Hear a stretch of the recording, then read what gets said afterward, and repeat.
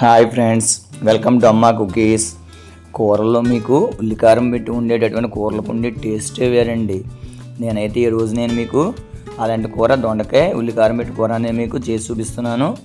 దీనికి మనకి ఒక 1/2 కేజీ దొండకాయలు తీసుకొని శుభ్రం చేసుకుని ఈ విధంగా 4 ముక్కలుగా కట్ చేసుకుని మీరు పక్కన పెట్టుకోండి.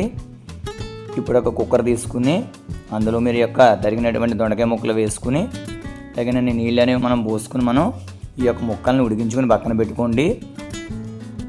ఇప్పుడు మనం కూరకు కావాల్సినటువంటి ఉల్లికారం మసాలా అనేది మనం తయారు చేసుకుందాం.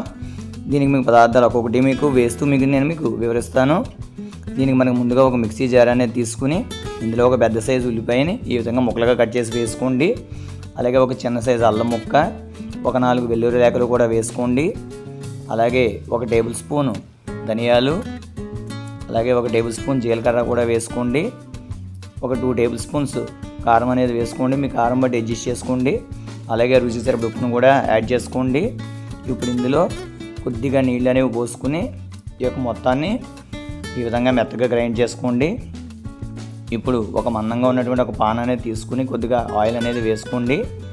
ఈ ఆయిల్ అనేది మనకి వేడెక్కాక ఇందాక మీరు గ్రైండ్ చేసి పెట్టినారు కదండి ఉల్లికారం ముద్ద, ఆ ముద్దను వేసుకుని కలుపుకుంటూ వేయించుకోండి, మాడిపోకుండా. చూసారు ఈ విధంగా మనకి వేగింది కదండి.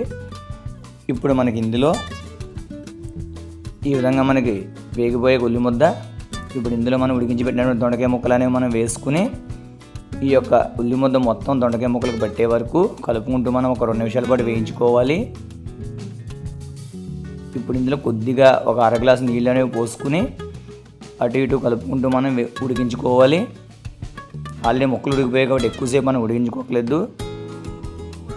దింపేసే ముందు మనం కొద్దిగా కొత్తిమీర అనేది మనం యాడ్ చేసుకుని ఒక్కసారి మనం కలుపుకొని స్టవ్ అనేది ఆఫ్ చేసుకుని దింపుకుంటే మనకి ఎంతో టేస్టీ అయినటువంటి దొండకాయ ఉల్లికారం కూర అనేటటువంటిది మనకి రెడీ అయిపోతుంది.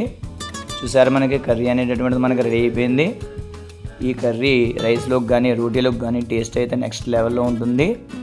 నాకైతే చాలా బాగా నచ్చింది కర్రీ, చాలా బాగా కుదిరింది కూడా ఇవాళ. మీకు కూడా నచ్చిందని అనుకుంటున్నాను. వీడియో నచ్చితే ఒక లైక్ చేయండి, కామెంట్ చేయండి, షేర్ చేయండి. అలాగే మన ఛానల్ ఎలాంటి వీడియోలు కావాలో నాకు మన కామెంట్ రూపంలో తెలియచేయండి. Thank you, bye.